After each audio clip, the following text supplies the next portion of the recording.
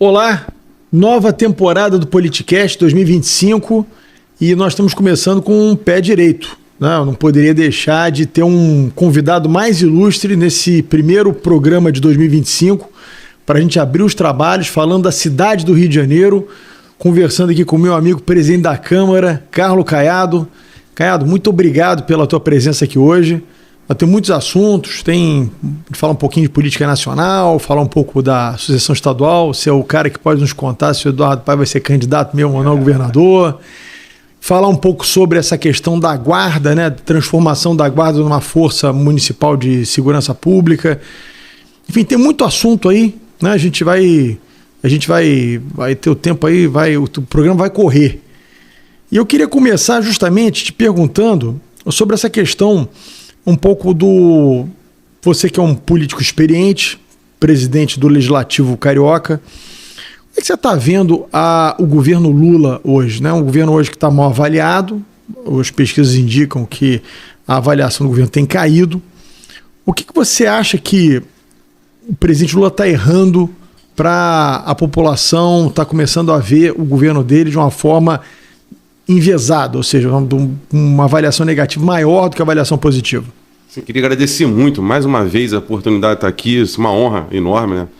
Você é um cara que tem uma experiência, uma capacidade enorme também de extrair, né, e interpretar muitas opiniões e realmente dar o caminho daquilo que se deva, através das políticas públicas, desenvolver no nossa cidade, no nosso estado, no nosso Brasil. E aqui, essa conversa aqui é sempre importante para a gente poder também, nesse diálogo, que extrair e levar para o nosso trabalho na Câmara Municipal, através dos vereadores, do nosso mandato, enfim, da presidência da Câmara.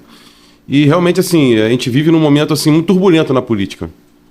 E a gente vê, assim, até no cenário nacional, você ainda não ter fixado, né, uma grande liderança que pudesse quebrar aquela corrente do meio, vamos dizer assim. Você tem na direita aí o Bolsonaro, que se mantém vivo na sua liderança, e na esquerda o Lula se mantendo vivo. E eu acredito, assim, o momento do governo Lula é um momento de desgaste, muito desgaste. Ele está no seu terceiro mandato. Acredito eu que, olhando lá para trás, década de 80, 90, a gente teve um problema muito, muito grande com a questão da economia do país, né? Depois, Fernando Henrique, isso aí foi o rumo que se deu. Em 2000, nós tivemos, no ano de 2000, ali a questão das dificuldades sociais, que levou até o Lula a ganhar as eleições. Sim. E a gente vê hoje, assim, no governo Lula, assim, até ele trocou pela segunda ou terceira vez a sua comunicação, uma comunicação meio atrasada com a sociedade. Acho que não teve uma atualização nisso. E isso aí reflete, assim, uma distância da sociedade com o poder, né? No caso nosso, que comanda o Brasil, sendo governado pelo presidente Lula. E vejo também, nesse sentido, assim, como foi a crise que eu disse aqui, não na comparação aqui de 80, de 90, mas a crise da inflação muito grande e chegando na população. E isso aí, eu tenho sempre falado muito sobre a questão do Haddad como ministro, que não tem nada contra ele, mas eu acho que o Ministério ali precisa ter um planejamento melhor para a gente conduzir a economia do nosso país. E isso gera o desgaste, né? Mas eu acho que o principal fator, sem dúvida alguma, é a questão da comunicação do governo. E a gente via, assim, nos outros governos do Lula, por exemplo, nessa comunicação, você tinha o PAC, né? Você tem a questão da Falta uma da marca, Bolsa né, Família, no governo também, isso, né? A minha conclusão seria isso. Você não vê hoje, você vê qual é a política pública do governo federal. A gente vê o problema da segurança do país. O governo federal finge que não é com ele. Isso é um Onde problema dos estados. Droga, exatamente. Não tem e quando há uma liderança, nesse sentido, a reunião que tiveram com os governadores, não teve uma pauta de consenso, né? Uma das coisas que sempre foi elogiado do próprio presidente Lula é a sua liderança de se comunicar com os governantes. Para que numa reunião como teve essa, no exemplo, não sei se todos aqui se recordam, com todos os governadores da ente federativa aqui do nosso Brasil, não teve um alinhamento de pauta conclusiva. Chegaram com o bolo pronto, né? Exatamente. Só que o bolo era de cenoura, todo mundo queria bolo de uma torta de morango, então não deu certo. Exatamente. Então a gente vê esse cenário um pouco, a gente espera, né, que independente, assim, das ideologias, das correntes, se você gosta ou não gosta, mas é o nosso Brasil. Nós temos que ter, né, o presidente Lula foi eleito. Temos que ter, né, torcer para que dê certo. Sim. Mas ano que vem, mais umas eleições que eu acho que a gente espera aí que tenham nomes para poder ter uma discussão de fato do Brasil, sobre os seus estados, sobre os seus municípios. Né? A gente vê, tem vários nomes aí falando, tem até meu primo Ronaldo Caiado. Vai ter até a sua... Que está fazendo um bom governo em Goiás. Talvez o problema dele seja que é um estado menor, assim, um pouco fora desse, né? Fora dessa do Sudeste, onde você tem uma visibilidade maior, né? Eu acho que sim, talvez tem o esse seja o Ratinho problema também, dele. O Ratinho, né? O sim. Governador do meu próprio partido também, que tem o próprio Tarcísio, que eu acredito que ele não saia, vai perder deixar de ser, né? Grande chance de ser o governador mais uma vez de São Paulo, a maior economia do Brasil, para ali se arriscar uma eleição difícil para presidente e ver a decisão também se o presidente Bolsonaro vai poder ser candidato ou não. Então, assim, a gente está num momento ainda de reconstrução do cenário nosso nacional em 26, mas a gente acredita que durante a eleição é muito importante. A eleição é fundamental para que os políticos, enfim, a sociedade se envolva e veja o que acha melhor para o país. Exatamente. Agora, eu acho que o Tarcísio, você falou do Tarcísio, eu acho que o Tarcísio tem um problema que ele vai ter que avaliar até os 47 do segundo tempo, que é o seguinte: ele tem uma reeleição para governo de São Paulo, dizem, né, os analistas todos, eu acompanho pouco a política de São Paulo, uma eleição praticamente garantida, ou seja, ele não tem adversário, um adversário Exatamente. forte contra ele. Óbvio que você ser governador de São Paulo reeleito é enfim, o estado mais importante do Brasil. Só que se o Lula chegar muito fraco na eleição e a chance de um nome de direita ganhar a eleição, o que vai acontecer? Quem ganhar a eleição do Lula em 2026, se o Lula chegar realmente muito mal avaliado em 2026, vai ter direito à reeleição. Ou seja, o Tarcísio, quando sair em 2030, acabar a gestão dele para o governo de São Paulo, ele não vai ter espaço para ser esse candidato da direita, porque o candidato da direita já vai estar sentado na cadeira candidato à reeleição, quem quer que seja o Bolsonaro conseguindo se livrar das condenações, seja qualquer um outro. Então acho que ele vai ter que avaliar isso até o último momento, porque vamos supor que o Caiado se eleja presidente em 2026. Em 2030 ele é candidato à reeleição. Com certeza. Não tem espaço na direita para o Tarcísio ser candidato. Então isso é um problema que ele vai ter que... Só se o Lula fosse reeleito. Exatamente. Quer dizer, o ideal para o Tarcísio, não estou falando para o país, eu estou falando leitura meramente política, né? O ideal para o mundo do Tarcísio seria que o Lula se reelegesse para em 2030 ele sair do governo de São Paulo e ser o nome da direita. Né? Sim, agora, se isso for cada vez mais claro que não vai acontecer, seja por problemas de popularidade ou até a própria saúde do Lula. O Lula vai chegar na eleição com 81 anos de idade. A entrevista do Sarney, né, não sei se tiveram a oportunidade de ver, foi muito nessa direção. Inclusive ele falou, o presidente Lula foi presidente 3 vezes.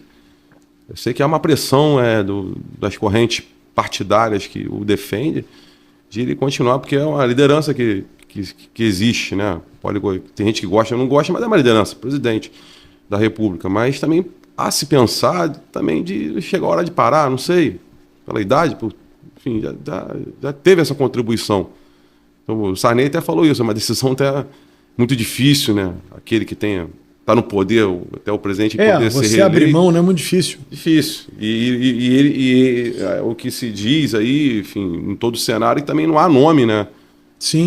Dessa corrente para poder estar ali se colocando. Falam do Haddad, a hora do que o Rui. Lula sair, o pessoal no PT vai se engalfinhar. Exatamente. A gente sabe, a gente tem amigos, você tem amigos no PT, eu também tenho, a gente tem amigos na política toda, mas não há uma liderança nata que, assim, o sucessor do Lula, não tem sucessor do Lula.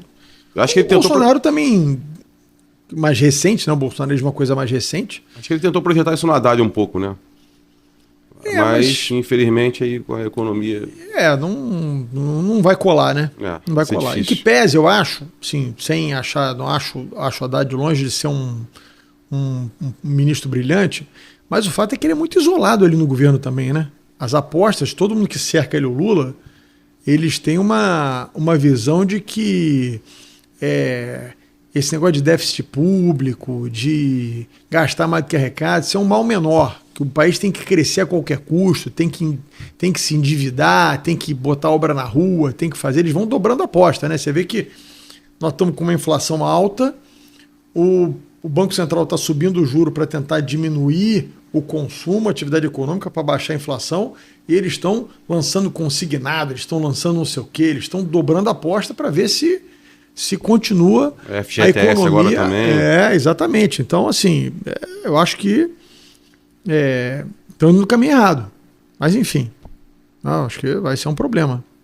O processo de reconstrução agora nós temos aí esse ano para poder ver qual a reação do governo Lula e qual é o nome que pode surgir que tem o entendimento da sociedade. As pesquisas hoje são muito ruins para o Lula, né? Se a gente pegar o Bolsonaro em 2021, logo depois da pandemia, que ele também falou um monte de bobagem, quer dizer, falou que não devia, tomou umas atitudes assim equivocadas, desnecessariamente, na minha opinião, e com a imprensa caindo de pau em cima dele, que obviamente a imprensa tem uma boa vontade com o Lula, muito maior do que que tinha com o Bolsonaro, mas o Bolsonaro estava numa situação de avaliação melhor que o Lula está hoje. Se você pegar as duas gestões nesse ano ímpar antes da eleição, a situação do Lula é uma situação complicada. O Lula tinha, em 2021, contra o Bolsonaro sentado na cadeira, 40%. O Lula chegou a um ponto, acho que no final de 2021, ele está ganhando a eleição do primeiro turno. Hoje ele já está disputando um segundo turno, seja com quem for. Quer dizer, com candidatos desconhecidos, porque fora o Bolsonaro, os outros candidatos não são conhecidos. Fora de São Paulo, ninguém conhece o Tarcísio. Né? Fora de Goiás, ninguém conhece o Caiado. Por aí vai. Aqui no Rio, o Ronaldo vai bem, o Caiado vai bem. Já tem uma marca, né? Tem o Caiado aqui, tem dois.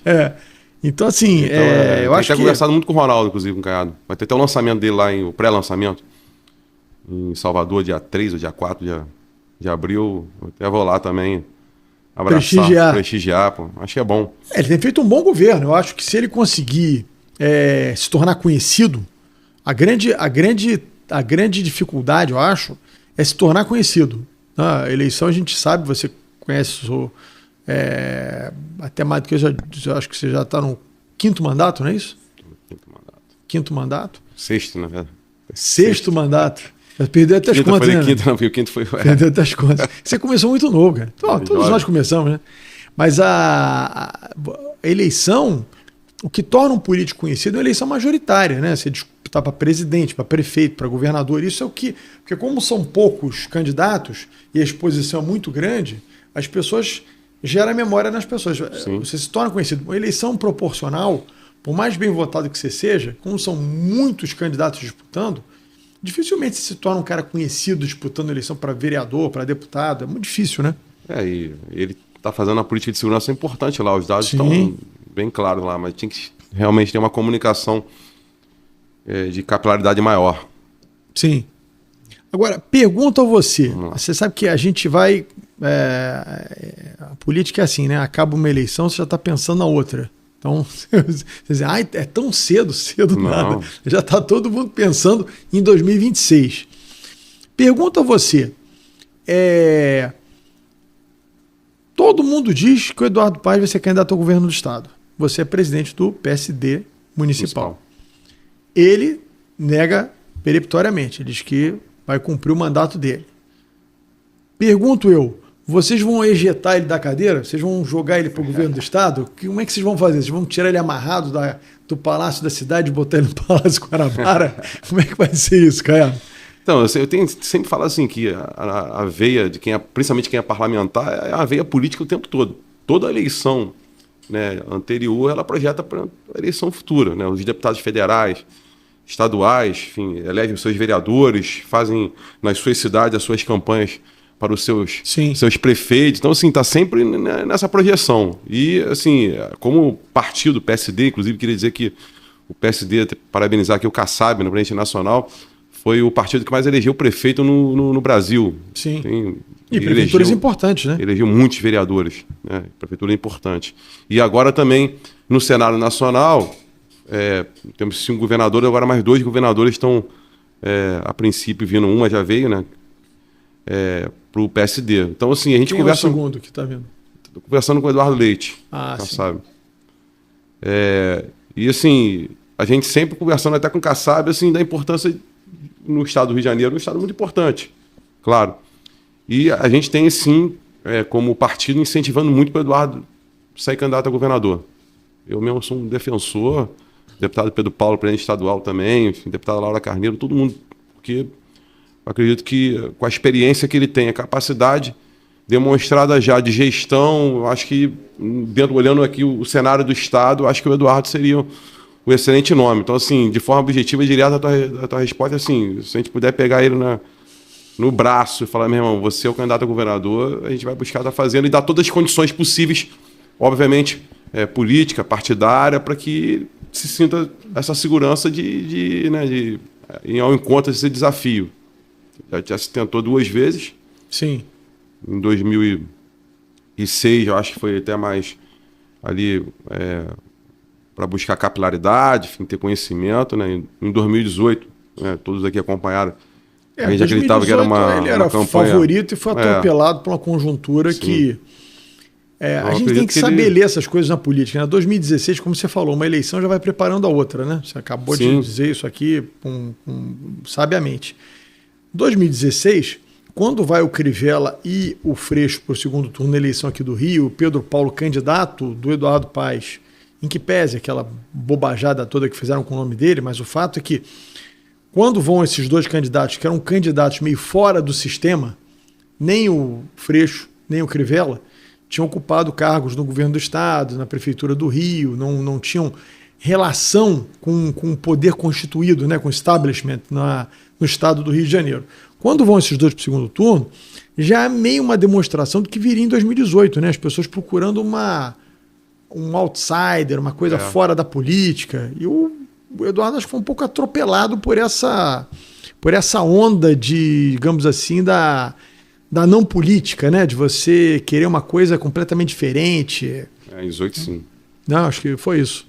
Em 16, eu também, fora essa questão que você falou, mas tinha muitos candidatos que estavam compartilhando, vamos dizer assim, a mesma mesa de comunicação, né? O Índio, o Osório, o próprio Flávio Bolsonaro. Do governo, né? Eu acho que ali foi um pouco assim, uma dividida, uma desatenção da política ali, né? Eu imagino, porque ali você permitiu que 2 candidatos que orbitavam no entorno do grupo do Eduardo Paes fossem candidatos contra o candidato do Paes. Sim. Se tivesse ali algum tipo de união, certamente o Pedro Paulo estaria no segundo turno e muito dificilmente não ganharia a eleição de um dos 2, porque eram 2 candidatos que acabavam indo um pouco mais para um extremo, né?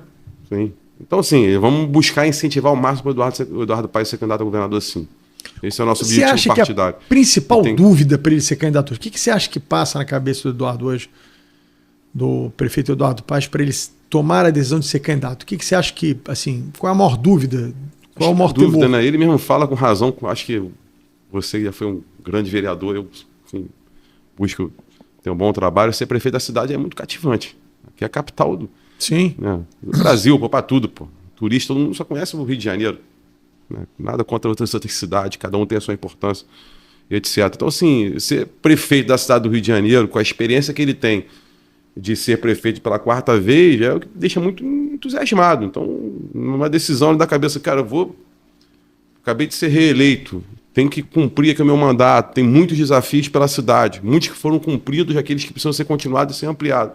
Então, você fica sempre naquela decisão da sua cabeça, né? Então, cabe a nós, como falo nós, a sociedade tem demonstrado nas pesquisas que desejam o nome dele, claro, e nós que estamos partidariamente ali envolvido, dar a sustentabilidade e a motivação, que é um desafio, sim, do Estado, de ter na sua capacidade para poder resolver o problema do Estado. Então, na minha opinião, assim, é um pouco isso. Sou prefeito da cidade. Cidade incrível.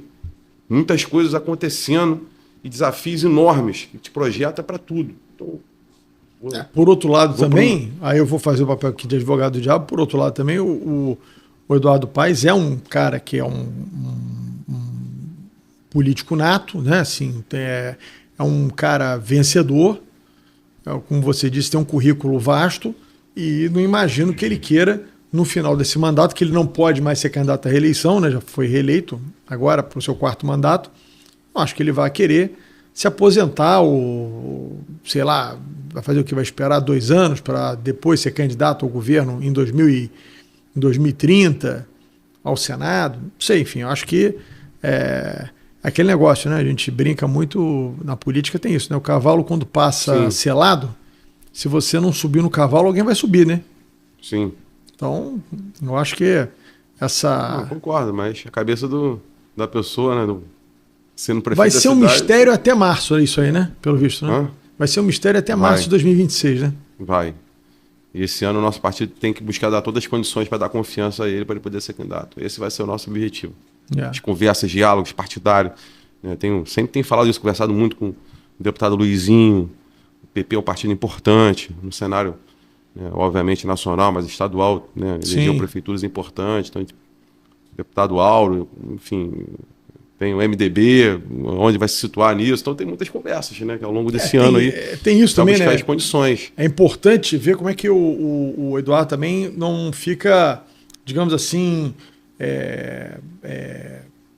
asfixiado só com o apoio da esquerda, né? É importante ter um apoio mais ao centro também, fora o PSD, ter outros partidos de centro que oxigenem um pouco que eu sempre defendo, né? Eu me considero como político de centro. Eu dialogo com todo mundo, tenho as suas políticas públicas ali e tal, né? Então acho que é um caminho. E ele já vem demonstrando isso nas suas ações, enfim, nos seus diálogos, e muito em relação a isso, né? Até a sua comunicação, a sua interlocução, não só de hoje, mas um tempo, demonstrando assim, opa, eu sou o prefeito de todos, sou do Rio, né? Então, quando fala comunicação com o campo evangélico, né? Hoje os evangélicos correspondem a quase 40% da população, né? Então não é uma... Agora o nosso Réveillon, nós tivemos um momento ali histórico, né? Palco gospel, né? Gospel. Um exemplo assim, bem claro. Estava lotado, né? Foi legal. E sempre diálogo muito isso, um diálogo muito intenso com o vereador, né? Que hoje não é mais vereador, que não quis ser candidato, do Alexandre Esquerdo. Que até a interlocução nossa, assim, não só de amizade, mas politicamente também em relação a isso. Né? A marcha que tem todos os anos, Jesus também, sempre apoiado pela prefeitura, enfim. É uma pena, né? Bispo Abner, você sabe que eu fico vendo a política... grande amigo lá de Madureira. Vai perdendo uns quadros assim, né? O Esquerdo realmente, eu também o conhecia, é um bom quadro. Excelente quadro. A pena tá fora do Legislativo Carioca. Era uma das principais nossas pessoas na Câmara Municipal. A Justiça e Redação, na comissão, que é importante. Sim. A comissão onde passa tudo, né? Comissão de Transporte também, no momento mais desafiante da outra legislatura, ele que presidiu e tivemos uma parceria muito grande nisso. Discussão do BRT, o novo modelo, etc. Então, mas... Vamos falar um pouquinho de cidade do Rio de Janeiro, então? Vamos, claro. Vamos, que eu acho que se eu aproveitar aqui que está o presidente do Legislativo Carioca, vamos falar um pouco das questões da cidade. E eu queria começar, porque eu acho que é o projeto, assim, digamos assim, mais, sem desmerecer os outros, mas eu acho que a segurança pública hoje é o que mais preocupa o carioca, né? Eu tiro por mim, pela minha família, pelos meus amigos, eu acho que hoje não há uma preocupação maior do carioca do que a segurança pública. O prefeito Eduardo Paz mandou para a Câmara um projeto inicialmente para criar uma força municipal de segurança pública, me parece. Depois esse projeto voltou, foi modificado, né? Na verdade é para reestruturar a guarda. Enfim, eu acho qualquer medida nesse sentido muito válida, né? A gente vai entrar nos detalhes aqui, você obviamente vai contar para quem está nos assistindo aqui esses detalhes do projeto, mas eu acho muito importante o município ter um papel mais atuante. Aliás, eu sempre fui a favor da segurança pública ser do município. O município ter gestão sobre a segurança pública, porque é um assunto local. Né? Quem sabe melhor onde tem um problema de segurança na cidade é o prefeito, não é o governador. Por acaso, na cidade do Rio de Janeiro, o governador fica na cidade do Rio de Janeiro. A sede do governo do estado é na cidade do Rio de Janeiro. Mas você imagina em Cabo Frio, em Campos, em Volta Redonda, são cidades que... Quem vai saber mais do problema de segurança pública lá? O governador ou o prefeito? Seja ele quem for. Tá? Mas enfim, eu acho que essa medida é muito válida. Conta um pouquinho pra gente, como é que é esse projeto? O que era, o que virou, me conta um pouquinho aí dessa... Eu queria só até falar dos bastidores, né? Você que foi vereador e sabe disso, que as comissões lá na Câmara têm, né, os desejos, as disputas, as articulações, e nós conseguimos um entendimento nas comissões. E, assim, nessa legislatura, tem até 20 novos vereadores, 23 de novos, mas 21 que é pela primeira vez. A Comissão de Segurança da Câmara Municipal foi a comissão mais disputada, que teve mais desejos. Então é bem assim, já fala, porque o vereador, ele é o reflexo da sociedade. Exatamente. Então o tema de segurança pública sempre teve, mas na última eleição, enfim, municipal, você discutiu muito isso. Né? Então, sabe que nos bastidores, acho que já coloca o quanto a sociedade busca isso. E eu tenho, assim, até para chegar na força aqui, eu queria dizer que eu tenho algumas opiniões. Né? Quando a gente fala de município, são várias ações do município que, no final ali, para a população entender que trata de segurança pública. Quando a gente aprova um plano diretor da cidade que leva desenvolvimento para a cidade, você está falando de plano diretor. Um exemplo, né? Um prédio numa rua que se construiu ali uma moradia com condição e do lado abriu uma farmácia, abriu um supermercado, você está ocupando aquela rua toda, está tirando o esvaziamento urbano com planejamento. Sim. Né? Quando a gente fala das pessoas morarem no centro da cidade, na Zona Norte com dignidade, onde tem infraestrutura, você está tratando ali de segurança pública. Né? Quando você trata também das câmeras da Sete Rio, que criou até o prefeito criou o Civitas, para você contribuir para a segurança pública, com prevenção diretamente da Polícia Militar, você está tratando de segurança pública. Uma cidade bem iluminada, você tem os parques bem cuidados, você tem ali a empregabilidade das pessoas, né, sendo liderada através dos agentes da cidade. Então, isso aí você trata de segurança pública. Então, a gente sempre buscou de tratar isso e falar isso, que às vezes as pessoas não têm essa percepção. Né? E eu, até na outra legislatura, pautei por muitas vezes a Guarda Municipal Armada. Inclusive foi um debate aqui até. Sim, a gente falou na sobre nossa isso. Conversa. E lá eu já falava, eu tenho um desejo de defender de o Rio de Janeiro ser a essência do turismo, né? Até falava muito isso, de você ter um grupamento especial na Guarda Municipal para tratar dos pontos turísticos da cidade, que envolve a cidade como um todo, e dos eventos. Então a gente sempre buscou a tratar esse desejo. E agora na discussão, enfim, trazida pelo prefeito Eduardo Paes, já em janeiro de 2025, no decreto que ele fez, criando os grupos de trabalho, ele tratava do desejo de criar uma força, né, municipal de segurança pública. E, nesse diálogo com a Câmara, ele enviou um primeiro projeto para a Câmara Municipal, que cria essa força, na qual não tinha a utilização dos guardas municipais. E foi feito um café da manhã dos vereadores, né, até na maioria ali estava a base, quase na totalidade, e eu expressei até no café da manhã, representando todos os vereadores, que haveria um desejo da Câmara Municipal que tivesse a Guarda Municipal inserida no projeto dessa Força Nacional de Segurança. E o prefeito escutou, imediatamente até na sua conclusão da sua fala nesse café da manhã, aceitou, né, essa proposta da Câmara de incluir a Guarda Municipal. E depois, até pela decisão do STF, né, que coloca as atribuições da Guarda, ele retirou o projeto da Câmara. Né? A gente vai fazer uma emenda ao projeto, substituindo o projeto por um novo modelo, realmente, trazendo a Guarda Municipal como eixo principal da Força Municipal de Segurança. Então, assim, nós estamos tivemos, né, terça-feira agora, uma reunião técnica, que a gente fala reunião técnica dos vereadores com o Poder Executivo, no caso, representante da Prefeitura, explicando tecnicamente o projeto. Sim. Né? A gente fala, o projeto é inconstitucional, e a Prefeitura fala que não. Né? Aí apresenta o porquê de não, o vereador entende. O vereador tem uma discussão aqui também, né, nessa reunião técnica, as armas que os agentes estão exercendo a função ali da segurança, vai ser cautelada? O vereador te defende que não. Tem outros vereadores nessa discussão falam que tem que ter a câmera corporal. Então, estamos num processo desse entendimento. Uma audiência pública também que a gente vai escutar a sociedade como um todo. Acho que isso é muito importante, já foi marcada. Marcamos essa audiência pública para depois a gente buscar aquilo que que a essência do parlamento é ter entendimento nas emendas e colocar o projeto em pauta para ser votado. Assim, 2 capitais do Brasil, já falava isso lá atrás, que é claro isso, que não tenham né, as suas guardas municipais armadas, Rio e Recife. Todas as outras têm. Então, cada um tem o seu modelo. Não é possível e o Rio de Janeiro não que pode só o Rio e Recife estejam certos, todos estejam errados, né? Sim. Deve ter uma... E é bom ressaltar também que a gente não pode deixar de ficar clara a responsabilidade. Né? O Estado tem a sua responsabilidade na segurança pública. Claro. O município, até o STF definiu, né? Você não faz investigação, você auxilia a Polícia Militar. Mas você pode... Prisão em flagrante. Exatamente. Ações que eu vou levar, os eventos da cidade. Eu sempre falei muito isso. Por exemplo, quando a gente fala da região turística, a gente fala, você está defendendo só o turismo. Claro que não, pô. Defendendo emprego, desenvolvimento econômico. Sim, mas o exemplo porque é onde que realmente a Guarda Municipal Armada, e hoje, no caso, seria a Força de Segurança Municipal, poderia fazer o seu trabalho de policiamento, né, municipal extensivo e aliviar a Polícia Militar nos seus trabalhos de dificuldades que nós temos na cidade como toda essa complexidade, né? Na milícia, fim do tráfico, etc.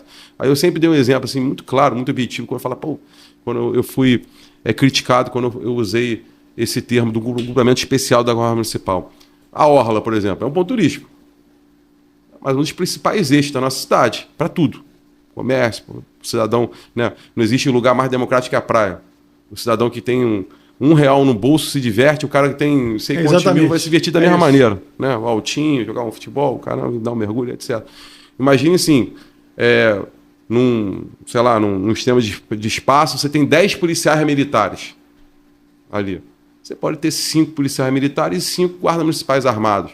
E esses 5 policiais militares vão para onde? Eles vão poder exercer a sua função. Enfrentar o crime, né? Enfrentar um crime. Então você teria os eventos da cidade. Agora, por exemplo, o Coronel Menezes, né, que é o secretário estadual da Polícia Militar, eu tive um diálogo com ele muito interessante, porque ele estava com milhares de blocos de carnaval, milhares de carnavais de bairros, né? O meu, por exemplo, que eu sempre lutei muito em Guaratiba, jogo de Maracanã, shows diversos, e a Polícia Militar... É uma só, né? E a Guarda Municipal ali, armados, agentes de segurança, você ajuda. Estava conversando isso com ele, num diálogo franco. Né? Então, tivemos blocos, por exemplo, um bloco no Jardim Botânico que eu não pude sair com toda a licença municipal porque não tinha policial militar para poder cobrir o evento. Então, isso tem os eventos. O que isso gera? Gera a pessoa mais humilde está vendendo a sua cervejinha licenciada ali, o bar, né? A farmácia, a pessoa ele compra um engolvezinho, assim, bom, né? Então, assim, isso envolve tudo, o transporte público, né? Então, isso é importante. Então, a segurança, eu acho que é fundamental. Então, a gente tem defendido, sim, essa força municipal de segurança, acho que é fundamental, e eu acho que essa discussão no parlamento vai ser muito bom. Então, a gente pede aí a ajuda do seu podcast aqui maravilhoso, que as pessoas da sociedade civil possam participar e dar a sua opinião, entender o projeto. Eu acho que as pessoas, acho que é uma confusão na cabeça das pessoas, eu vejo isso porque quando a gente fez ainda em 2024, a gente fez um programa aqui, falou desse assunto, eu lembro que eu fiz um corte nosso, botei no Instagram e surgiram muitas dúvidas, porque as pessoas acham que a Guarda Municipal vai ser uma parcela da população, né, cria uma confusão, que ela acha que vai armar a guarda para o cara perseguir camelô. Pelo contrário, você vai dar uma nova função à guarda, pelo que eu estou entendendo. Sim. A guarda vai ter um papel mais de ostensividade, de prevenir o pequeno delito. E eu acho que esse papel a prefeitura pode ter. Total, roubo de celular. É isso. Você criar uma ostensividade nesses corredores turísticos, nos corredores comerciais, e aí você libera a polícia militar para delitos de maior potencialidade. Enfrentar tráfico, enfim, fazer uma série de ações que a Guarda Municipal, mesmo armada, porque vai ser armada, obviamente, com uma pistola, não vai ser um fuzil, vai ter calibres maiores. São Paulo tem os guardas municipais do fuzil lá também, tá? Alguns usam o fuzil, né? Aqui nós não estamos tratando disso não, mas só... Mas, enfim, pelo que eu vi no projeto, o armamento vai ser só pistola, né? Então, se você libera a Polícia Militar para crimes de média e alta potencialidade. Então, acho que essa mudança de paradigma é muito importante. Você tem na prefeitura o CCU, que deveria ser quem deve tratar dessa questão do comércio irregular, do comércio ambulante, né? E a guarda ficar liberada para efetivamente... E é muito claro o projeto, assim, deve ter vários critérios para o guarda municipal, já que já é guarda, fazer parte dessa força, treinamento, tem várias questões. Isso que eu acho muito importante. Inclusive o prefeito, até na sua entrevista, que nós participamos juntos, até no dia 1º, estava falando até em relação à Polícia Federal participar desse treinamento. E estipular, eu acho que isso... Eu acho que a Polícia Federal você poderia ver com o próprio Exército, por exemplo, você tem os fuzileiros navais, também, que é uma força de elite. Você tinha falado isso também. Entendeu? Os fuzileiros navais poderiam capacitar esses guardas, né? Porque como eles vão fazer um trabalho mais de ostensividade, eu acho que tem mais a ver a Polícia Federal, uma polícia mais judiciária, né? Uma polícia mais de investigação. Até tem ações de enfrentamento, mas não é o padrão da Polícia Federal. Então, assim, o que eu acho é que, se vale aqui uma sugestão de alguém que foi secretário de Ordem Pública, a guarda tem excelentes quadros. Secretário não, você foi o xerife. A guarda tem excelentes quadros, mas eu acho muito importante, nesse momento que você está reestruturando a guarda, é muito importante ter uma nova academia da guarda, com gente muito capacitada, tentar buscar os melhores quadros para poder refundar essa guarda, quer dizer, dar uma nova a esses quadros que estão dispostos a continuar nessa nova guarda, esses caras serem recapacitados para uma nova função. Né? Porque até então eles tinham uma função, agora eles vão ter uma nova função. Então eu acho que o sucesso desse projeto, Caiado, vai passar muito por essa questão de ter uma academia da guarda que seja assim um primor. Acho que é perfeito. Você colocou muito... para tudo, né? Preparo não é só o cara saber atirar. Sim. Tem que ter preparo de abordagem. Abordagem tem que ter. De avaliação. A sua parte emocional, de lidar com as situações. Sim. Né? A interação, entender a sua participação naquela força, como tem que ser feito. Acho que nesse sentido que você está falando, acho que é importante. Eu defendo até, inclusive, que as artes marciais sejam colocadas para esses agentes como né? Claro. Até para o cara uma imobilização. Exatamente. Inclusive... E eu acho que é uma coisa importante, as pessoas às vezes falam assim, mas a guarda é muito violenta, muito truculenta, porque você tem muitas imagens de guarda saindo na mão, brigando com camelô na rua. Mas isso ocorre justamente porque o cara está desarmado. Você não vê ninguém saindo Você dificilmente vai ver alguém saindo na porrada física, né, com um policial militar. Você não vê essas imagens. Por que você não vê essas imagens? Porque o cara gosta de bater em guarda municipal? Não. É porque, como o PM está armado, o cara vai pensar duas vezes antes de enfrentar. É o princípio do uso da força. O Estado, ele tem que ter sempre, o Estado, quando eu digo poder público, né, tem que ter sempre uma força maior, a possibilidade maior de uso de força do que quem está cometendo um delito. Porque esse cara que está cometendo delito vai pensar duas vezes antes de enfrentar o poder público, o que infelizmente o que não acontece hoje no Rio de Janeiro. Né? Você tem as quadrilhas, o crime organizado, muito mais estruturado, talvez muito mais armado do que a própria polícia militar. Por isso que a gente vê esses confrontos tão, digamos assim, tão assustadores na cidade do Rio de Janeiro, como você não vê talvez em nenhum outro estado da federação. Né? Perfeito, verdade. Acho que é a linha mesmo. Mas vamos lá, vamos tentar aí ter o maior diálogo possível com a sociedade e você acha, cara, que esse projeto ainda dá para aprovar em 2025? Cara, assim, eu externei até o nosso desejo como presidente. Obviamente o plenário é soberano, sempre será. Até no nosso colégio de líderes, que é uma reunião com todas as lideranças, né, dos partidos, dos blocos, que a gente possa fazer nesse primeiro semestre. A gente tem que se definir agora. Porque até treinar, capacitar, contratar... E às vezes as pessoas não entendem. Nós já estamos em processo de votação. Quando eu chamo reunião técnica, para os vereadores terem o conhecimento, se aperfeiçoar. Quando a gente faz uma audiência pública para externar com a sociedade, a gente já entra em processo de votação. A ideia é essa, de buscar, né, no entendimento. Aí tem os prazos das comissões, dá parecer, que isso aí é o processo de votação. Aí você começa já, enfim, você como foi um grande parlamentar e sabe, né? O vereador X ou Y defende aquilo. Vamos buscar um entendimento, saber aquela proposta que veio, né, da sua capacidade, do seu gabinete ou da sociedade, para já ter o diálogo. Então, esse diálogo já está tendo, inclusive, de entendimento. Eu citei aqui 2 exemplos que há uma já grande parte de vereadores sobre a cautelar arma ou não. Né? Tem vereadores que falam que isso não existe.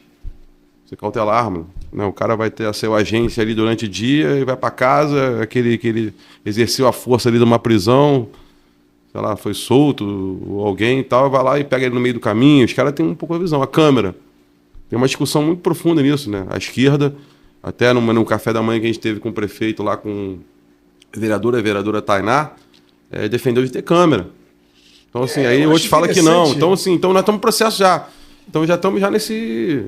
É igual quando a gente vai fazer uma obra, desculpa assim, até te interrompendo. As pessoas, a obra não começou. Você tem que fazer projeto, sim, comprar o material, contratar a mão de obra, etc. E depois você faz o estudo e começa. Nós estamos nesse processo. O prefeito fez o projeto, discussão e tal, e nós estamos agora já no processo em votação, sim. É que esse negócio da câmera é um troço interessante. Eu, assim, não sou um cara radicalmente contra a câmera. Acho até que ela tem uma certa lógica, a defesa do uso da câmera. Só que eu acho interessante é que isso só se fala em uso da câmera pela polícia. Por que você não usa a câmera para todo servidor que presta serviço à população? O médico não teria que usar a câmera?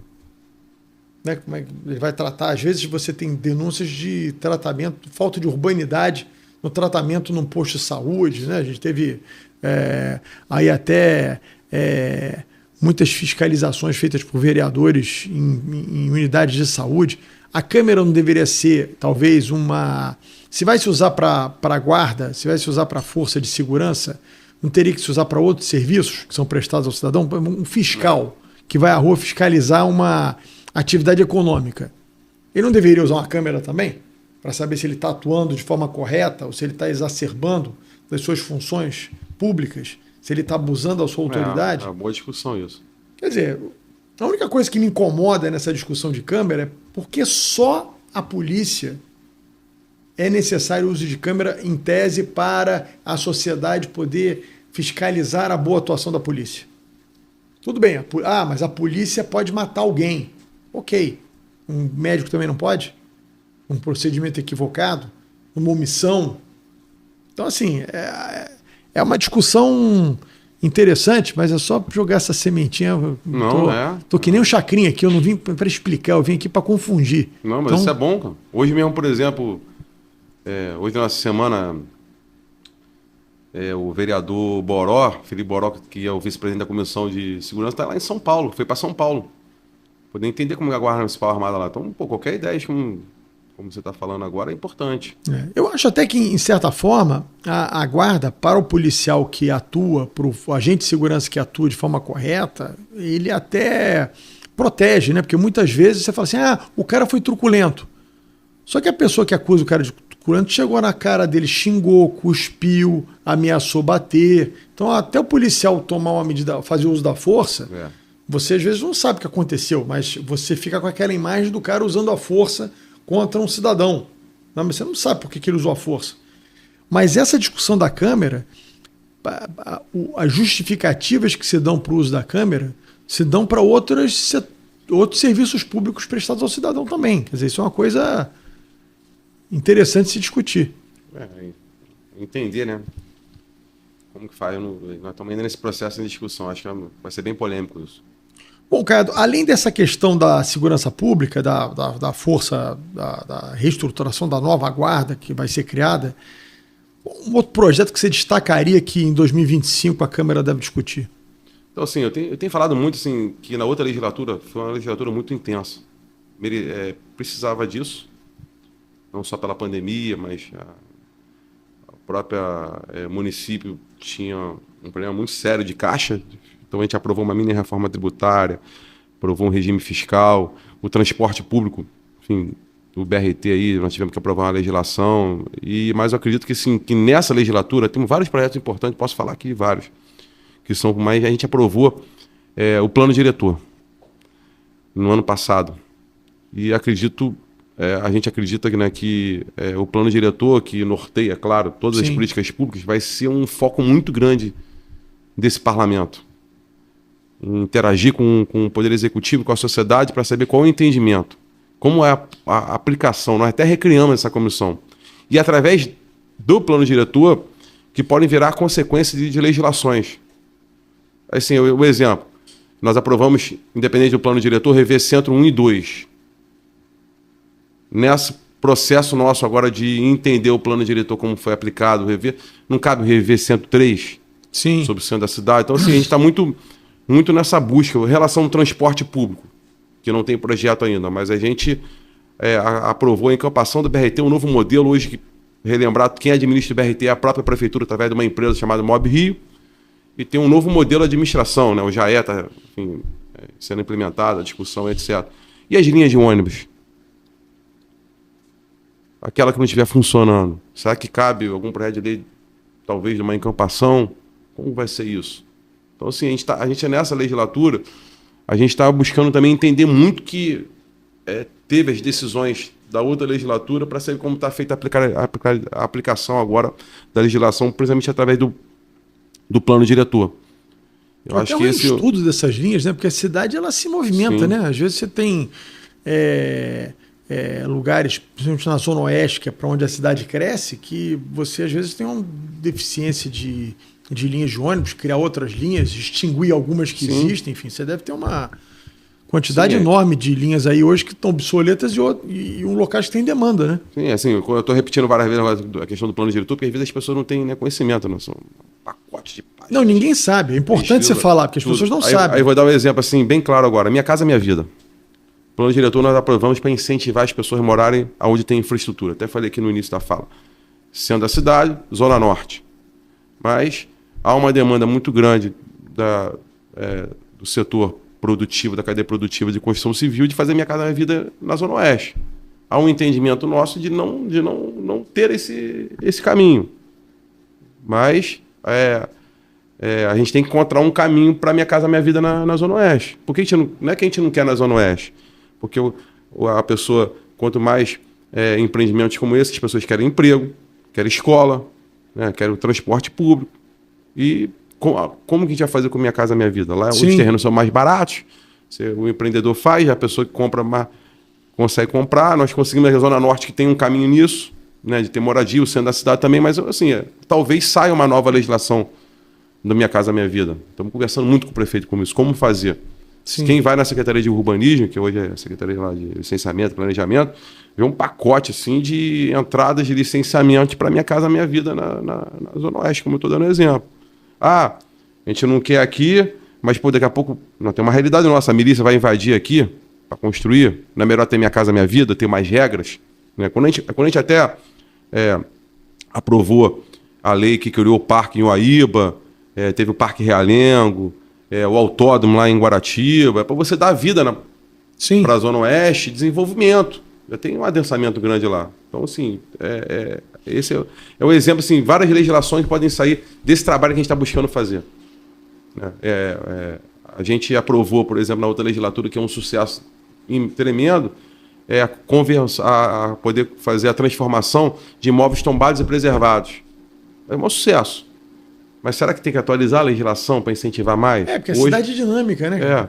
Por agora teve uma matéria, alguns prédios estão deteriorando, estão caindo, prédios tombados, antigos. O que a gente tem que buscar? Então, assim, a gente tem focado hoje na pauta a questão realmente da Força Municipal de Segurança, que é um tema bem complicado, né, de se lidar, de você ter a melhor legislação. A gente não pode errar, ou na verdade errar menos, né? A gente sempre pode ter algumas falhas que podem acontecer, faz parte, mas sempre tenta buscar ter o melhor projeto. Então a discussão vai ser muito, e a gente tem uma ideia nesse parlamento, tudo que a gente aprovou na outra legislatura, você tentar entender cada consequência dessa legislatura. E o plano diretor principal.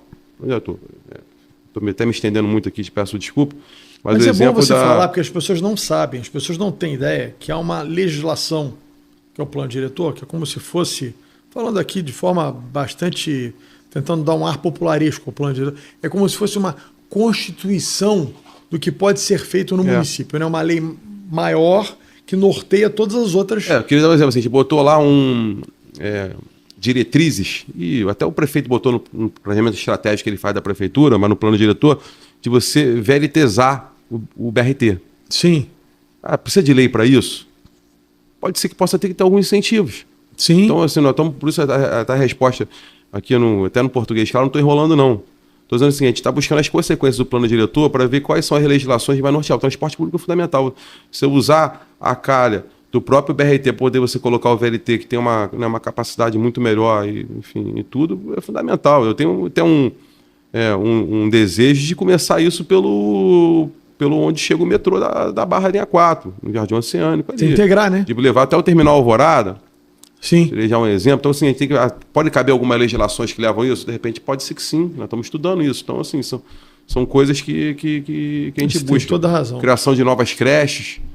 Né? A gente colocou no plano diretor uma legislação que dava uma tributação que já tinha antes, né? Qualquer empreendimento que sai, você, número X de unidade, você contribui para o município para construir escola. Então, a gente fez no plano diretor um modelo novo disso que incentiva ainda a ter mais ainda contribuição. E como que está agora? Nós temos que criar mais vaga de creche. Todo mundo está precisando disso. Né? É verdade. Enfim. É verdade. Agora, eu acho, Caiado, só para a gente, antes da gente encerrar o nosso programa, eu acho que é muito importante, acho que uma coisa que o Rio de Janeiro, infelizmente, a gente já sofre as consequências disso, mas a gente precisava vencer esse preconceito que permeou durante muito tempo. Quando eu fui vereador, a esquerda usava muito isso, que é a questão eu lembro que o Sirquis foi secretário de urbanismo, e essa lógica é uma lógica completamente inversa do que as grandes cidades que ganharam em qualidade de vida fazem. O Rio sempre teve um preconceito muito grande contra gabarito. Então tinha aquela história espigão era um palavrão, né? Querem liberar espigões no Leblon, querem liberar espigões na praia. Era por conta do gabarito. Só que se você... Eu lembro que uma vez eu estava num voo, eu não lembro para onde era, mas enfim, como eu não durmo em avião, eu vou vendo tudo quanto é tipo de documentário, tudo que tem no avião eu vejo. E tinha um documentário sobre as cidades com melhor qualidade de vida. E o prefeito de Vancouver, que era uma das cidades, se não me engano, a primeira ou a segunda maior em qualidade de vida, por conta desse documentário, ele dizia que o segredo, o sucesso de Vancouver era ter verticalizado a cidade. Então, quando ele verticaliza, primeiro, ele aproxima as pessoas, precisa de menos transporte, as pessoas perdem menos tempo do trabalho para casa, você precisa de menos infraestrutura, a cidade gasta menos, você pode ter mais áreas verdes que você verticaliza, você não precisa ter um prédio encostado no outro. Eu lembro que o Conde dizia, uma coisa que é verdade, Copacabana, você tem aquele paredão, né, os prédios um encostados no outro. Se você tivesse mais 2 andares ali na praia de Copacabana e você tivesse um afastamento dos prédios, por conta desse aumento de gabarito, um afastamento dos prédios, certamente a Nossa Senhora de Copacabana e a Barata Ribeiro seriam vias mais frescas, menos quentes do que são hoje. Então, assim, eu acho que, assim, isso é uma mudança de cultura, obviamente, né? Mas enfrentar essa discussão do gabarito é interessante. Para o Recreio de Bandeirantes, que você conhece melhor do que ninguém. Recreio de Bandeirantes, você tem aquele monte de prédiozinho de 3 andares. Talvez se você tivesse ali, dentro daquelas glebas, prédios maiores, de 10 andares e parques no meio, áreas com parques, com praças, mais áreas verdes, talvez você tivesse muito mais qualidade de vida no Recreio do que você tem hoje. Então você diz, não vou deixar adensar. Mas não é adensar. Quando você sobe o gabarito, você aproxima. Você não precisa até a Guaratiba para você ocupar a cidade. Você pode ocupar a cidade numa distância menor. Né? Você permite que as pessoas morem mais perto do trabalho. Então acho que é só uma contribuição, que eu acho que é uma discussão interessante. Você está falando do plano diretor. Vencer essa polêmica do gabarito, né? Assim, o plano diretor a gente buscou de 2 formas, claro. Entender a cidade como ela é e saber para onde que a gente quer que a cidade vá. Sim. Por isso que eu falei, a gente buscou incentivar muito para a Zona Norte, para o centro da cidade. Que é a medida acertada, até infraestruturado, né? Você falou a Barra, Recreio, enfim, que a gente fala P4. a gente buscou colocar no plano diretor condicionado à infraestrutura a ser criada pelo empreendedor, e a questão também que é uma preocupação muito grande nossa de mobilidade. Zona Oeste, tentar o máximo possível que não se construa lá, ter parques, sustentabilidade, eu acho que isso é fundamental, a gente buscou isso, mas essa discussão que você traz assim, é uma discussão realmente que é difícil na nossa sociedade brasileira, nem carioca, enfim, fluminense, e que no mundo todo coloca que prédios espaçados, gabarito mais alto, você traz perto das áreas estruturadas, né? Quando a gente fala estruturada perto do metrô, do trem, no caso nosso aqui do BRT, você cria realmente uma condição melhor de cidades. Mas é uma discussão meio ainda eu lembro que na época das APACs, e eu fui um crítico muito grande na época, eu acho que a intenção foi boa, mas eu acho que digamos, o remédio utilizado ali no Leblon foi um remédio equivocado. Por exemplo, se você pega um prédio de 3 andares no Leblon, que não tem elevador, não tem garagem, hoje todo mundo tem 2 carros em casa, o cara para o carro na calçada. Se você demole esse prédio de 3 andares, faz um de 6 andares, com vaga de garagem, com portaria, né, com área de lazer, o bairro ganha. Sim. Você não está adensando. O que nós fizemos e colocamos no plano diretor, mas a lei que nós aprovamos, que eu falei aqui no início, foi a possibilidade que não tinha antes da transformação de imóveis e tombados. Então isso garantiu assim, uma dinâmica muito grande ao encontro do que você está falando. Na Glória, por exemplo, um sucesso total. Um exemplo ali, na Laranjeiras, foi feito até um hotel junto com um restaurante, em função dessa lei que foi aprovada. O imóvel era tombado, não podia fazer nada.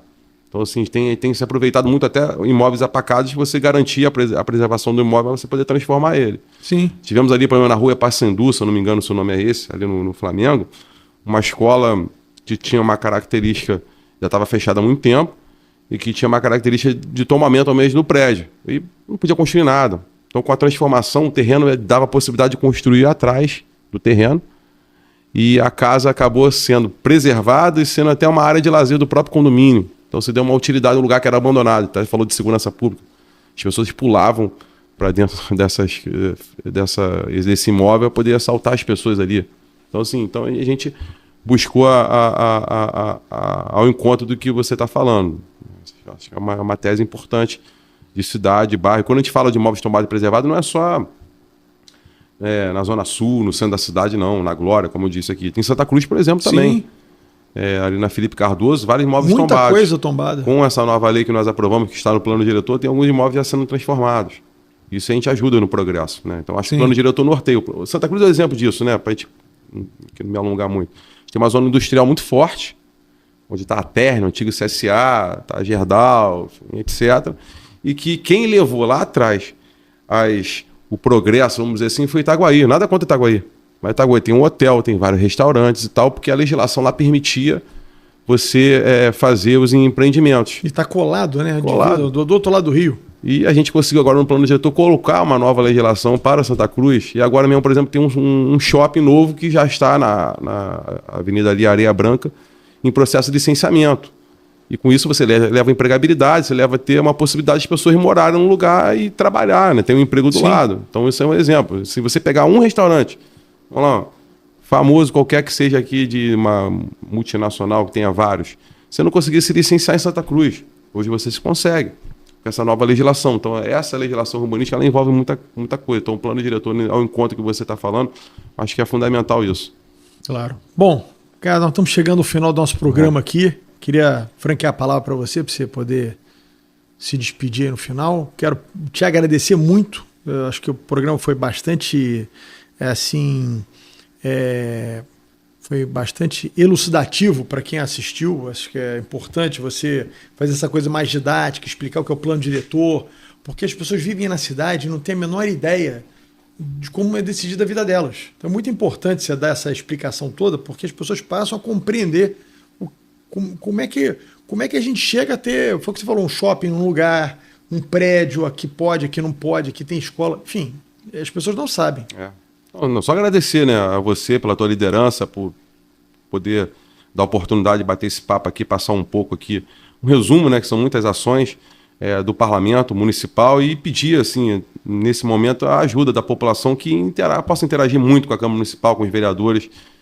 Não deixe de lembrar o vereador que você votou em 2024 agora e acompanhe ele, cobre dele, dá informações para ele. E a Câmara Municipal está à disposição. Nós estamos buscando fazer uma Câmara mais moderna, mais dinâmica, mais de interação ainda com a população, para que a gente possa realmente ter a essência da vontade da população carioca para poder expressar através das nossas ações. E se resume em 3, basicamente, vereador, né? Fiscalizar a prefeitura, aprovar as leis e, no caso, na aprovação do orçamento durante um ano, né, até da aprovação do orçamento para o ano seguinte, interagir e ser um intermediário das necessidades da população junto, no caso nosso, ao Poder Executivo, que é a Prefeitura do Rio de Janeiro. Então é muito importante essa participação de toda a população. Então, obrigado mais uma vez, estamos à disposição.